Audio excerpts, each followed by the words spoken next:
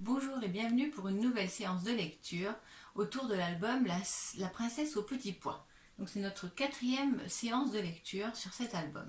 Pour commencer, je te propose un petit échauffement comme d'habitude. Alors, je te propose de commencer en lisant uniquement les sons qui sont en rouge, qui sont composés souvent de 2 ou même 3 lettres. Alors, c'est parti. Est, en, oie, et, est, en, ou, en. Tu vois, on peut faire le son en de 2 manières, même plus, mais ici on a même 3. Ici on a le en EM, le en EN et le en AN. Un, ou, et. Ici, les 2 lettres qui font le son E. Ici, est, et. Ici encore un en. Ici, attention, 3 lettres qui font le son ouin. Ici, on l'a déjà vu, ça fait le son yin, comme dans chien. Et ici, le son est. Et ici aussi est. Alors, tu vois ici, sur cette page, le son est, il peut être avec le A et le I, ou bien le E et le I. Mais il y a encore d'autres solutions. Alors maintenant, je te laisse lire tous ces mots tout seul. Je te laisse appuyer sur pause et nous lisons ensemble ensuite. Ça y est, tu as terminé? Alors allons-y. Il faisait. Alors tout à l'heure, j'ai oublié de te dire que dans ce mot, le A et le I ici faisaient le son E. C'est tout à fait exceptionnel. Donc c'est le verbe faire. Et quand on le écrit comme ceci, ça devient il faisait. Ça s'écrit il faisait, mais ça se lit il faisait. Un temps. Alors ici, temps, c'est le temps, la durée, le temps qu'il fait, le temps qui passe. Croiser, éclair, tonnerre, ici le E de RE, ça fait le son R. Le E ici, à cause des 2 R qui suivent, fait le son E, même s'il n'a pas d'accent. Tonnerre. La pluie tombait à torrent.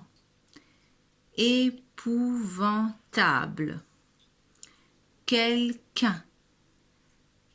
Il s'empresse. Alors ici c'est pareil, la lettre E fait le son E car il y a 2 S derrière. C'est comme pour E 2 R, E 2 S ça fait S. Ici ça fait R et ici ça fait S. Il s'empresse. Alors il s'empresse, ça veut dire il se dépêche. Dehors, ici le H est muet. 7.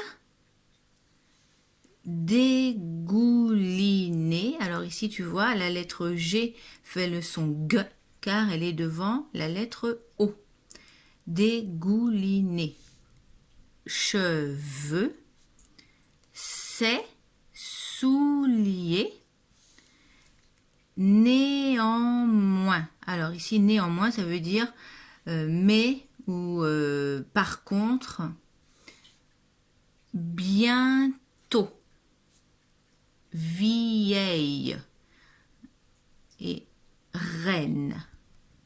Alors je m'aperçois que j'avais oublié en tapant mon texte de mettre en rouge les 2 lettres là, O et M, qui sont mariées ensemble pour faire le son on. Alors maintenant que nous sommes échauffés, je vais te demander de prendre ton manuel de lecture à la page 114. Alors, nous allons commencer par lire les 3 premières phrases de cette page. Alors, je te rappelle que la première phrase commence donc par une majuscule et se termine par un point. Alors le premier point, on va essayer de le repérer ensemble. Là, il n'est pas là, il est là. Premier point. Donc ça veut dire que la première phrase, elle est constituée de ces deux premières lignes. Deuxième phrase, on a ici une majuscule et le point ici, c'est le point d'exclamation. Ça veut dire que ça va être quelque chose qui est étonnant ou surpris ou en colère. Et donc il faudra penser à bien mettre le ton dans cette phrase. Et puis enfin, la troisième phrase, on a ici une majuscule et on cherche le point. Il est ici. Voilà, donc nous avons trois phrases. Alors, je te laisse lire ces trois phrases tout seul. Il y a des mots que nous avons travaillés tout à l'heure dans l'échauffement, donc ce sera un peu plus facile. Et puis, je te laisse appuyer sur pause et nous corrigeons ensemble ensuite. Ça y est, tu as réussi à lire? Alors, nous allons lire ensemble. Un soir, il faisait un temps horrible, les éclairs, pense à bien faire la liaison ici, hein, les éclairs, comme si le S était accroché au E et qui faisait le son Z. Les éclairs se croisaient, le tonnerre grondait, alors dès qu'il y a une virgule tu t'arrêtes, la pluie tombait à torrent. Alors tomber à torrent, ça veut dire que la pluie tombait très très fort. Alors je relis cette première phrase, tu me suis. Un soir, il faisait un temps horrible. Les éclairs se croisaient, le tonnerre grondait, la pluie tombait à torrent. Ici aussi, il faut bien penser à faire la liaison entre le T et le A. La pluie tombait à torrent. Deuxième phrase. C'était épouvantable. Alors, on va mettre le ton et on pense à bien faire la liaison entre le T et le E. C'était épouvantable. Troisième phrase. Quelqu'un frappe à la porte du château. Et le vieux roi s'empresse d'aller ouvrir. Alors, continuons avec la suite. Alors, je te laisse appuyer sur pause et tu vas essayer déjà de découper cette partie en plusieurs phrases. Et je te demanderai de trouver le nombre de phrases. Je te laisse appuyer sur pause pour compter et trouver le nombre de phrases. Alors, ça y est, tu as trouvé le nombre de phrases? Alors, c'est parti. On a une majuscule ici et je cherche le premier point ici. Une phrase, une majuscule et je cherche le point ici. Alors, point d'exclamation, il faudra penser à mettre le ton. Ce sera une exclamation.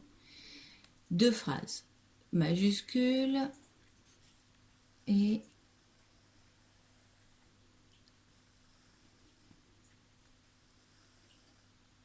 le point, il est ici. Trois phrases, majuscule, ici, hop, point d'exclamation. Donc, quatre phrases. Alors, je te laisse appuyer sur pause et essayer de les lire tout seul. Nous corrigeons après. Allez, c'est parti. C'était une princesse qui attendait dehors. Mais de quoi avait-elle l'air par cette pluie et ce mauvais temps? L'eau dégoulinait de ses cheveux, coulait sur ses vêtements, entrait par le nez de ses souliers et sortait par le talon. Néanmoins, en cet état, elle déclara « Je suis une princesse !» Alors, ici, dernier petit bout du texte.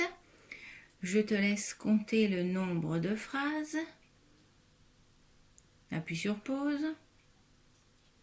Voilà, tu as trouvé. Alors ici, en plus, nous avons deux phrases, mais l'une dans l'autre. Regarde, ça commence par un point, par une majuscule ici, et nous avons un point d'exclamation ici.